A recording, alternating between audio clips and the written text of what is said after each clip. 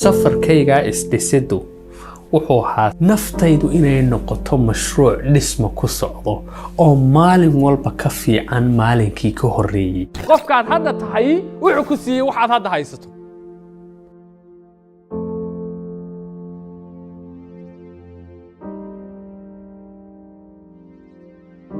waxaan aad uga dhigtay caado iyo dhaqan inaan wax akhris ku noqdo wax aanan ka gelin gorgortan. waxaan caado ka dhigtay raadinta iyo baadigoobka iyo wax ka barashada dadka aan aqoon ku tuhmayo. waxaan naftayda kula dadaalay oo aan ku adkeeyay inay joogto goobaha ay ku dhismi karto. waxaan naftayda saaxiib uga dhigay dunida fikirka. weliba xilliyadaan sidaa u fakarayo sidaa naftayda ugu dadaalayo resources iyo khayraad badan ee hareerahayga ma yaalaan, laakiin waxaan haystay hami iyo doonista habiya. qalbigayga waxa ku mudnaa doonista ah inaan wax noqdo.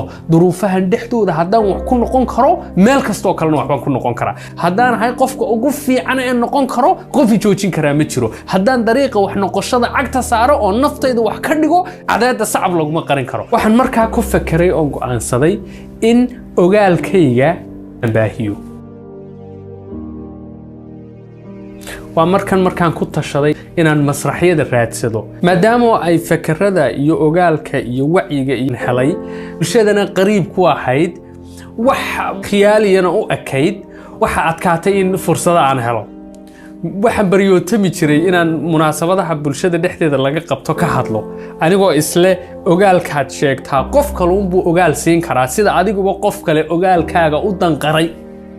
laakiin laylama fahmin. masrax walba maya baa laygu yidhi. weliba waxaa markaa ku xidhnayd in dadka aad wax u sheegto da meeshaan tegay waxaa la leeyahay dad waaweyn baa fadhiya ka fadhiisa meesha. laakiin maan joogsan isku day inaan hoos ka soo bilaabo. waxaan caado ka dhigtay maalin toddobaadka ka mid inaan booqdo dugsiyada hoose, dugsiyada sare, jaamacadaha, meelaha dhalinyaradu ku kulanto. markii dambena waxaan fursad u helay inaan qayb ka noqdo golayaasha bulshada lagaga doodo suugaanta, aqoonta, fakarka, halabuurka. ayaan markii dambe fursad u helay inaan qayb ka noqdo oo ii saamaxday inaan helo goob si joogto aan uga gudbin karo fariimahayga. dadka leh ogaalka iyo aqoonta iyo aragnimada nololeedna aan ugu yeedhano oon wax ka barano oon qalinka daba qabsano. waa marka safarkayga dhiirigelineed uu soo ambaqaaday. fariintu ay soo ifbaxday dadku ay ku baraarugeen waxaan ka hadlayaa bulshadeena gaar ahaan dhalinyaradu u baahan tahay. waxa ii suura gashay in idaacadaha waraysiya layga sameeyo, in tiifiyada layga arko. markii ay fariintaydu gudubtay mujtamaca si weyn u gaadhayna falcelinno waaweyn baa igaga soo noqday. la ima fahmin. dadka qaar baa igu leebelgareeyay igu shaambadeeyay in wax dhaqanka ka fog ay tahay waxaan ka hadlayay.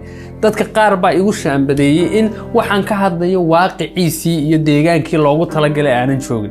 dadka qaar baa igu shaambadeeyay inaan ambad ahay. dadka qaar baa ii qaatay in aan mala awaal aan jirin ii daaran. aad baa bulshadu ay ii shirdiiday oo uga dhaga adeegtay fariintayda. qurub kasta oo bulshada ka mida waan isa seegnay. qof kastoo loo qaateena fariintaydu may gelin. waxay noqotay markii dambe in laygu maadsado. waa kii eegtay kii maantana waxaasu la yimid. waxaa noqday wax laysku qabsado oo dadku isku maandhaafo oo laga hadlo. miis walba oo laygu hadal qaado dadku waa igu kala qaybsamayeen. waxaan ahaa wiil dhalinyaro ah oo rabay inuu fariin isaga anfacday dadkiisana la wadaago oo ogaalka isaga uu isleeyahay waxbuu ku tarayaa oo waad ku meel maraysaa dadkaaga la wadaag ay ka ahayd baan ahaa. oo marka walaalkii, saaxiibkii, indhihii bulshada, shacabkii, dhallinyaradii aad ku facahaydeen dhammaantood qofka kuugu naxariis badan uu yahay qofka kule waxaan iska daa dadkii baad isku nacdeen. hadalka dadku ma fiicne iska daa. xitaa masaajidii baa laga hadal qaaday iska daa. it was so difficult. marka dambe ay noqotay cid walba isku dayda inay ku silence garayso. magacii laguu bixiyo, furta lagugu fiiqo, aad noqoto tuka balcad. waan qaadi kari waayay. waan korayay. laakiin waan sii waday ma joojin. qalbigayga waxaan ka arkayay inay iman doonto maalin fariintani ay noqoto fariin loo kala dheereeyo oo la dalbado oo laysku diiwaangeliyo. muddo 12 sannadood hadda laga joogo ayaan toddobaad walba, bil walba, sanad walba oo kamida 12 sanadood si joogto ah naftayda uga shaqeynayay naftayda u maalgelinayay xirfadahayga u soo feynayay wax isku barayay dhinacyada kala duwan ee nolosheeda ku dadaalayay ka horumaro qalinka daba haystay dadka ogaal iyo aqoon iyo kasma aan ka fikirayo si joogto ah isku maalgelinay si joogto ah wax u akhriyay xirfadaha lagama maarmaanka ah ee dunida maanta ka shaqeeya isku qalabaynay ogaalkayga iyo wacigayga iyo fahamkayga iyo adduun aragayga dhisay 12 sanadood kadib fariintaydu waxay noqotay fariin gudubtay fariin loo kala tartamo markaad wax bilaabaysaba laba qof baa marka horeba inaad la dagaalantahay tahay mid waa mid adiga kugu dhex jira oo dhaliil badan oo niicla ah oo maaragtay aad u yuus badan oo arka sabab kastoo inay wax kugu suuragelay fariin la wada jecel yahay fariin tixraac laga dhigto fariin la kuwood garaysto oo dadku ay qoraal ka qaataan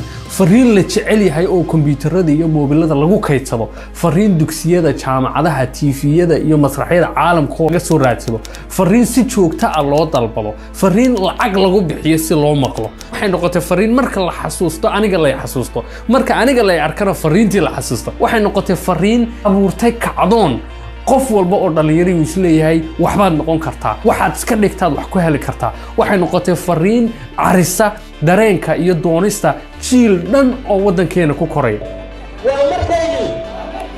12 sanadood mujtamacayga hortaagnaa wax uun ma sheegin waxaan sheegaa naftayda ku dabaqay naftayda si joogto ah u horumarinay 12 sanadood kadibna masrax walba maanta waa la iga yeeray waxaan u safray intaas oo wada anigoo sharfan oo fariintayda ku qiimeysan kalsoonida ku dhaca dhiiranaanta wax noqoshada isbedelka qofeed ayaan astaan u noqday jaamacadaha Yurub ku yaalaan wax ka dhiga masraxyada adduunkan ruuxa isbedelka qayra xadkaaya naftayda ku sameeyay hal shay baa ii suurageliyay waxaan dhisay naftayda waxaan qalabeeyay shakhsiyadayda waxaan si qayra xad u dhisay ahaanshahayga taasaana sababtay inaan ka dhaqaaqo meelahan idin soo sheegay oo aan gaadho meelahan maanta joogo diiba aad ku fikiraysa inaad wax noqotid talaabada ugu muhiimsan ee aad u qaadaysaa waa inaad naftaada dhisto marxalad kasta oo noloshaadu waxay u baahan tahay qof ka duwan qofkaad shalay ahayd dunida aad arkaysay hareerahaaguna waa humaaga ka soo noqda dunida gudahaaga albaabka laga galo wax noqoshaduna waa inaad dib u soo dhistid gudahaaga waxa hareerahaaga yaala kuma bedelaan laakiin gudahaaga waxa ka dhacaya markay isbedelaan ayay isbedelaan waxa hareerahaaga yaala oo dhan aan ku faraxsanahay inaan idin wadaago course aan ku soo ururiyay wax kasta oo aan ka aqaano horumarinta qofnimadaada waxaan ku soo ururiyay waayo aragnimo aan ka helay tijaabooyin aan sameeyay waxaan ku soo ururiyay wax kasta oo ka bartay qof kasta oo gaadhay oo noqday wixii uu rabay waxaan ku soo ururiyay casharro aan ka bartay dadka aan ku daydo ee haysta natiijooyinkii ay ku dadaalayeen noloshooda waxaan ku soo ururiyay aragtiyo aqoon iyo farsamooyin iyo tijaabooyin si sahlan kuugu saamaxaya inaad isbedel qayraxada naftaada ku samayso waxa kuugu jira muuqaalo layliyo reflections journaling tijaabooyin isqiimeyn iyo qorsheynta mustaqbalkaaga shalay waxaad naftaada ku lahayd berri baan bedelaya waa maanta maalintii isbedel dhaba aad ku talaabsan lahayd si aad kooraskan u qaadato oo aad isku diiwaangeliso gal website-kayga www.maxamedcumar.com isdiiwaangeli waa inoo iyo halkaa ina mari